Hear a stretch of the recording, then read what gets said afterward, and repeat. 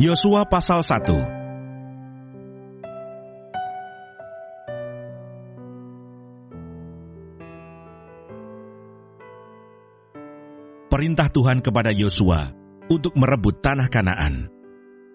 Sesudah Musa hamba Tuhan itu mati, berfirmanlah Tuhan kepada Yosua bin Nun, abdi Musa itu demikian, "Hambaku Musa telah mati, sebab itu bersiaplah sekarang. Seberangilah sungai Yordan ini, engkau dan seluruh bangsa ini, menuju negeri yang akan kuberikan kepada mereka, kepada orang Israel itu. Setiap tempat yang akan diinjak oleh telapak kakimu, kuberikan kepada kamu, seperti yang telah kujanjikan kepada Musa. Dari padang gurun dan gunung Libanon yang di sebelah sana itu, sampai ke sungai besar, yakni sungai Efrat, seluruh tanah orang Het, sampai ke laut besar, di sebelah matahari terbenam, semuanya itu akan menjadi daerahmu. Seorang pun tidak akan dapat bertahan menghadapi engkau seumur hidupmu. Seperti aku menyertai Musa, demikianlah aku akan menyertai engkau. Aku tidak akan membiarkan engkau dan tidak akan meninggalkan engkau.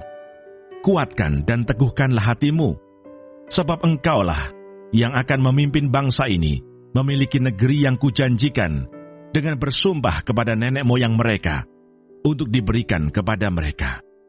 Hanya kuatkan dan teguhkanlah hatimu dengan sungguh-sungguh. Bertindaklah hati-hati sesuai dengan seluruh hukum yang telah diperintahkan kepadamu oleh hambaku Musa. Janganlah menyimpang ke kanan atau ke kiri, supaya engkau beruntung kemanapun engkau pergi. Janganlah engkau lupa memperkatakan kitab Taurat ini, tetapi renungkanlah itu siang dan malam, supaya engkau bertindak hati-hati, sesuai dengan segala yang tertulis di dalamnya. Sebab dengan demikian, perjalananmu akan berhasil dan engkau akan beruntung.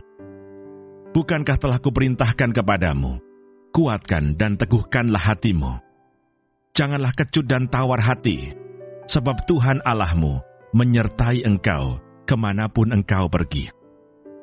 Lalu Yosua memberi perintah kepada pengatur-pengatur pasukan bangsa itu, katanya, "Jalanilah seluruh perkemahan dan perintahkanlah kepada bangsa itu demikian.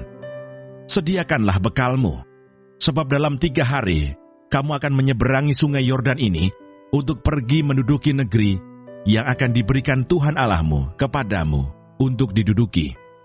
Kepada orang Ruben, kepada orang Gad, dan kepada suku Manase yang setengah itu, berkatalah Yosua demikian, ingatlah kepada perkataan yang dipesankan Musa, hamba Tuhan itu kepadamu, yakni, Tuhan Allahmu mengaruniakan keamanan kepadamu dan memberikan kepadamu negeri ini. Perempuan-perempuan dan anak-anak di antara kamu, dan ternakmu boleh tinggal di negeri yang diberikan Musa kepadamu, di seberang sungai Yordan. Tetapi kamu, semua pahlawan yang gagah perkasa, haruslah menyeberang di depan saudara-saudaramu dengan bersenjata, dan haruslah menolong mereka, sampai Tuhan mengaruniakan keamanan kepada saudara-saudaramu, seperti kepada kamu juga, dan mereka juga menduduki negeri yang akan diberikan kepada mereka oleh Tuhan Allahmu. Kemudian bolehlah kamu pulang kembali ke negerimu sendiri dan menduduki negeri yang diberikan Musa, hamba Tuhan itu, kepadamu di seberang sungai Yordan, di sebelah matahari terbit." Lalu mereka menjawab Yosua, katanya, "Segala yang kau perintahkan kepada kami, akan kami lakukan, dan kemanapun kami akan kau suruh, kami akan pergi. Sama seperti kami mendengarkan perintah Musa, demikianlah kami akan mendengarkan perintahmu. Hanya Tuhan Allahmu kiranya menyertai engkau, seperti Ia menyertai Musa. Setiap orang yang menentang perintahmu dan tidak mendengarkan perkataanmu, apapun yang kau perintahkan kepadanya, dia akan dihukum mati. Hanya kuatkan dan teguhkanlah hatimu."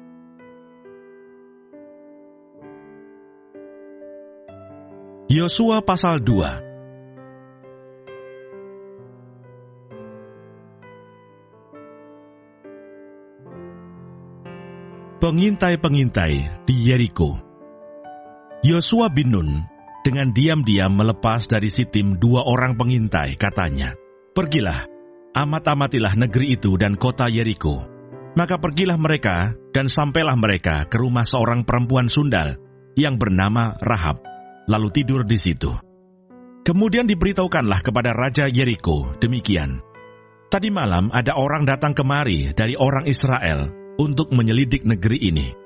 Maka Raja Yeriko menyuruh orang kepada Rahab mengatakan, "Bawalah keluar orang-orang yang datang kepadamu itu, yang telah masuk ke dalam rumahmu, sebab mereka datang untuk menyelidik seluruh negeri ini." Tetapi perempuan itu telah membawa dan menyembunyikan kedua orang itu. Berkatalah ia, "Memang orang-orang itu telah datang kepadaku, tetapi aku tidak tahu dari mana mereka. Dan ketika pintu gerbang hendak ditutup menjelang malam, maka keluarlah orang-orang itu. Aku tidak tahu kemana orang-orang itu pergi. Segeralah kejar mereka, tentulah kamu dapat menyusul mereka." Tetapi perempuan itu telah menyuruh keduanya naik ke sotoh rumah dan menyembunyikan mereka di bawah timbunan batang rami yang ditebarkan di atas sotoh itu. Maka pergilah orang-orang itu mengejar mereka ke arah sungai Yordan, ke tempat-tempat penyeberangan. Dan ditutuplah pintu gerbang segera sesudah pengejar-pengejar itu keluar.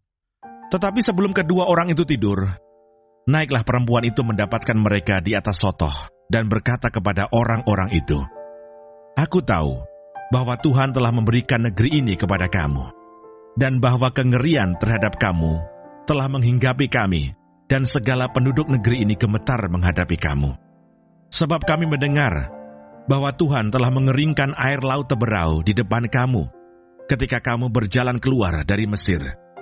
Dan apa yang kamu lakukan kepada kedua raja orang Amori yang di seberang sungai Yordan itu, yakni kepada Sihon dan Og yang telah kamu tumpas. Ketika kami mendengar itu, tawarlah hati kami dan jatuhlah semangat setiap orang menghadapi kamu. Sebab Tuhan Allahmu ialah Allah di langit, di atas, dan di bumi di bawah.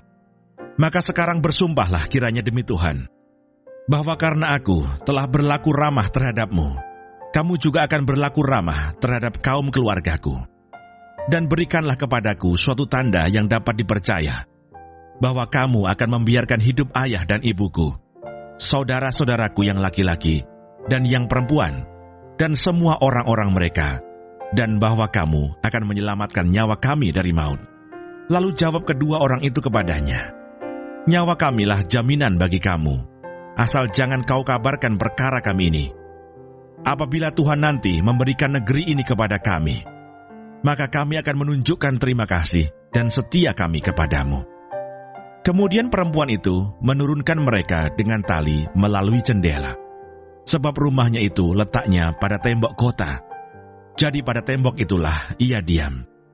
Berkatalah ia kepada mereka, "Pergilah ke pegunungan, supaya pengejar-pengejar itu jangan menemui kamu, dan bersembunyilah di sana 3 hari lamanya, sampai pengejar-pengejar itu pulang. Kemudian bolehlah kamu melanjutkan perjalananmu."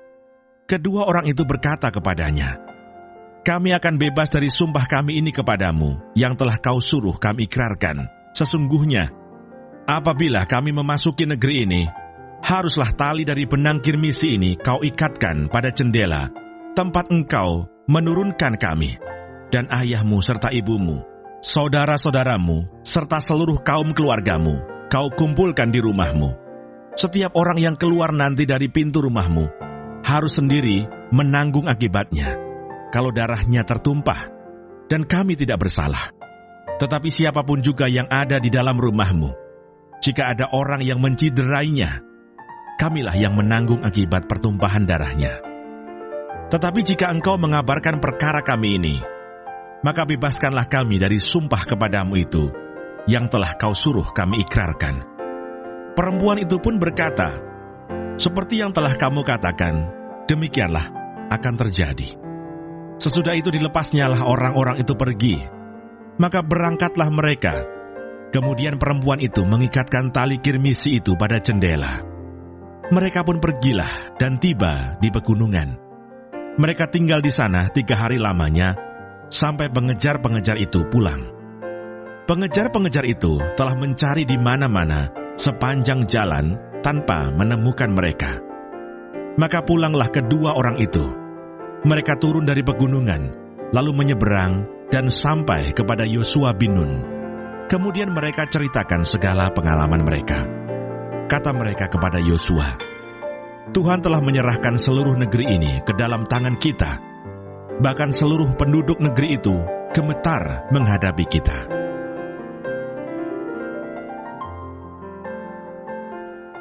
Yosua pasal 3.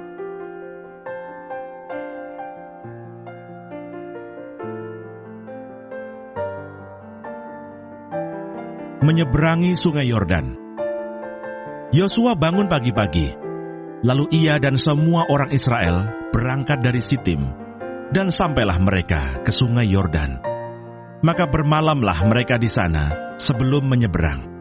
Setelah lewat 3 hari, para pengatur pasukan menjalani seluruh perkemahan dan memberi perintah kepada bangsa itu, katanya, "Segera sesudah kamu melihat tabut perjanjian Tuhan Allahmu yang diangkat para imam, yang memang suku Lewi, maka kamu harus juga berangkat dari tempatmu dan mengikutinya. Hanya antara kamu dan tabut itu harus ada jarak, kira-kira 2.000 hasta panjangnya. Janganlah mendekatinya. Maksudnya supaya kamu mengetahui jalan yang harus kamu tempuh, sebab jalan itu belum pernah kamu lalui dahulu." Berkatalah Yosua kepada bangsa itu, "Kuduskanlah dirimu, sebab besok Tuhan akan melakukan perbuatan yang ajaib di antara kamu." Dan kepada para imam itu Yosua berkata demikian, "Angkatlah tabut perjanjian dan menyeberanglah di depan bangsa itu." Maka mereka mengangkat tabut perjanjian dan berjalan di depan bangsa itu. Dan Tuhan berfirman kepada Yosua, "Pada hari inilah aku mulai membesarkan namamu di mata seluruh orang Israel, supaya mereka tahu bahwa seperti dahulu aku menyertai Musa, demikianlah aku akan menyertai engkau. Maka kau perintahkanlah kepada para imam pengangkat tabut perjanjian itu demikian: setelah kamu sampai ke tepi air Sungai Yordan, haruslah kamu tetap berdiri di Sungai Yordan itu." Lalu berkatalah Yosua kepada orang Israel, "Datanglah dekat dan dengarkanlah firman Tuhan Allahmu." Lagi kata Yosua, "Dari hal inilah akan kamu ketahui bahwa Allah yang hidup ada di tengah-tengah kamu, dan bahwa sungguh-sungguh akan dihalaunya orang Kanaan, orang Het, orang Hewi, orang Feris, orang Girgasi, orang Amori, dan orang Yebus itu dari depan kamu. Sesungguhnya tabut perjanjian Tuhan semesta bumi berjalan menyeberang di depan kamu, masuk ke Sungai Yordan. Maka sekarang pilihlah 12 orang dari suku-suku Israel, seorang dari tiap-tiap suku. Segera sesudah kaki para imam pengangkat tabut Tuhan, Tuhan semesta bumi, berhenti di dalam air Sungai Yordan, maka air Sungai Yordan itu akan terputus. Air yang turun dari hulu akan berhenti mengalir menjadi bendungan. Ketika bangsa itu berangkat dari tempat perkemahan mereka untuk menyeberangi Sungai Yordan, para imam pengangkat tabut perjanjian itu berjalan di depan bangsa itu. Segera sesudah para pengangkat tabut itu sampai ke Sungai Yordan, dan para imam pengangkat tabut itu mencelupkan kakinya ke dalam air di tepi sungai itu, Sungai Yordan itu sebak sampai meluap sepanjang tepinya selama musim menuai. Maka berhentilah air itu mengalir. Air yang turun dari hulu melonjak menjadi bendungan, jauh sekali, di dekat Adam, kota yang terletak di sebelah Sartan. Sedang air yang turun ke Laut Araba itu, yakni Laut Asin, terputus sama sekali. Lalu menyeberanglah bangsa itu di tentangan Yeriko. Tetapi para imam pengangkat tabut perjanjian Tuhan itu tetap berdiri di tanah yang kering, di tengah-tengah Sungai Yordan, sedang seluruh bangsa Israel menyeberang di tanah yang kering, sampai seluruh bangsa itu selesai menyeberangi Sungai Yordan. Yosua pasal 4.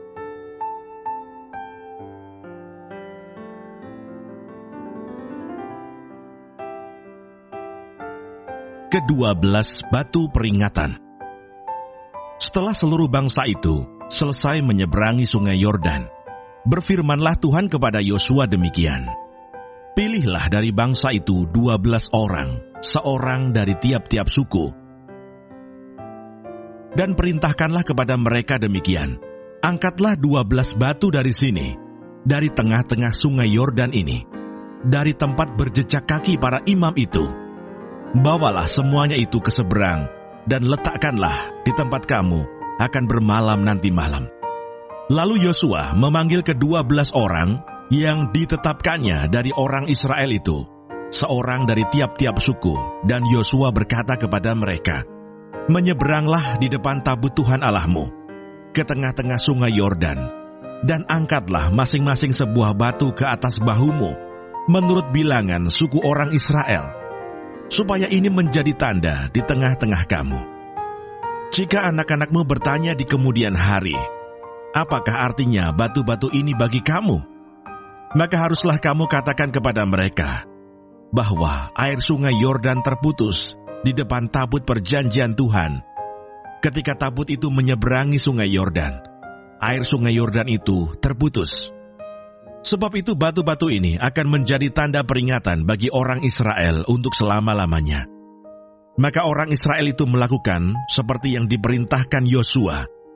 Mereka mengangkat 12 batu dari tengah-tengah sungai Yordan, seperti yang difirmankan Tuhan kepada Yosua, menurut jumlah suku Israel. Semuanya itu dibawa merekalah ke seberang, ke tempat bermalam, dan diletakkan di situ. Pula Yosua menegakkan 12 batu di tengah-tengah sungai Yordan itu, di tempat bekas berjejak kaki para imam pengangkat tabut perjanjian itu. Batu-batu itu masih ada di sana sampai sekarang. Para imam pengangkat tabut itu tinggal berdiri di tengah-tengah sungai Yordan, sampai selesai dilakukan segala yang diperintahkan Tuhan kepada Yosua untuk disampaikan kepada bangsa itu, sesuai dengan segala yang diperintahkan Musa kepada Yosua. Maka menyeberanglah bangsa itu dengan cepat-cepat. Ketika seluruh bangsa itu selesai menyeberang, maka menyeberanglah tabut Tuhan itu, serta para imam di depan mata bangsa itu. Juga Bani Ruben, Bani Gad, dan suku Manasye yang setengah itu menyeberang dengan bersenjata di depan orang Israel itu, seperti yang dikatakan Musa kepada mereka. Kira-kira 40.000 orang yang siap untuk berperang menyeberang di hadapan Tuhan ke dataran Yeriko untuk berperang. Pada waktu itulah Tuhan membesarkan nama Yosua di mata seluruh orang Israel, sehingga mereka takut kepadanya, seperti mereka takut kepada Musa seumur hidupnya. Berfirmanlah Tuhan kepada Yosua demikian, perintahkanlah para imam pengangkat tabut hukum Allah itu, supaya naik dari sungai Yordan. Maka Yosua memerintahkan kepada para imam itu demikian, keluarlah dari sungai Yordan. Ketika para imam pengangkat tabut perjanjian Tuhan itu keluar dari tengah-tengah sungai Yordan, dan baru saja kaki para imam itu dijejakkan di tanah yang kering, maka berbaliklah air sungai Yordan itu ke tempatnya, dan mengalir seperti dahulu dengan meluap sepanjang tepinya. Bangsa itu telah keluar dari sungai Yordan pada tanggal 10 bulan pertama, dan mereka berkemah di Gilgal di batas timur Yeriko. Ke-12 batu yang diambil dari sungai Yordan itu ditegakkan oleh Yosua di Gilgal. Dan berkatalah ia kepada orang Israel demikian, apabila di kemudian hari anak-anakmu bertanya kepada ayahnya, apakah arti batu-batu ini? Maka haruslah kamu beritahukan kepada anak-anakmu begini, Israel telah menyeberangi sungai Yordan ini di tanah yang kering. Sebab Tuhan Allahmu telah mengeringkan di depan kamu air sungai Yordan, sampai kamu dapat menyeberang, seperti yang telah dilakukan Tuhan Allahmu, dengan laut Teberau, yang telah dikeringkannya di depan kita, sampai kita dapat menyeberang, supaya semua bangsa di bumi tahu, bahwa kuat tangan Tuhan, dan supaya mereka selalu takut kepada Tuhan Allahmu.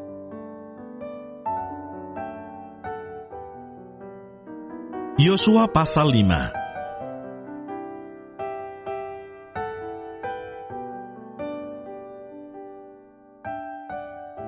Penyunatan dan hari raya Paskah di Gilgal. Ketika semua raja orang Amori di sebelah barat sungai Yordan dan semua raja orang Kanaan di tepi laut mendengar bahwa Tuhan telah mengeringkan air sungai Yordan di depan orang Israel, sampai mereka dapat menyeberang. Tawarlah hati mereka, dan hilanglah semangat mereka menghadapi orang Israel itu. Pada waktu itu berfirmanlah Tuhan kepada Yosua, "Buatlah pisau dari batu, dan sunatlah lagi orang Israel itu untuk kedua kalinya." Lalu Yosua membuat pisau dari batu, dan disunatnyalah orang Israel itu di bukit kulit katan. Inilah sebabnya Yosua menyunat mereka, semua orang yang keluar dari Mesir, yakni yang laki-laki, semua prajurit, telah mati di padang gurun di tengah jalan, setelah mereka keluar dari Mesir. Sebab semua orang yang keluar dari Mesir itu telah bersunat, tetapi semua orang yang lahir di padang gurun dalam perjalanan sejak keluar dari Mesir belum disunat. Sebab 40 tahun lamanya, orang Israel itu berjalan melalui padang gurun, sampai habis mati seluruh bangsa itu, yakni prajurit yang keluar dari Mesir, yang tidak mendengarkan firman Tuhan. Kepada mereka itu Tuhan telah bersumpah, bahwa Ia tidak akan mengizinkan mereka melihat negeri yang dijanjikan Tuhan, dengan bersumpah kepada nenek moyang mereka, akan memberikannya kepada kita, suatu negeri yang berlimpah-limpah susu dan madunya. Tetapi anak-anak mereka yang telah dijadikannya ganti mereka itulah yang disunat Yosua, sebab mereka belum bersunat, karena mereka tidak disunat dalam perjalanan.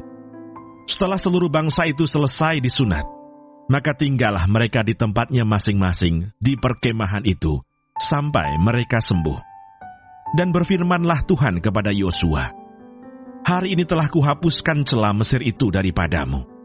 Itulah sebabnya nama tempat itu disebut Gilgal sampai sekarang.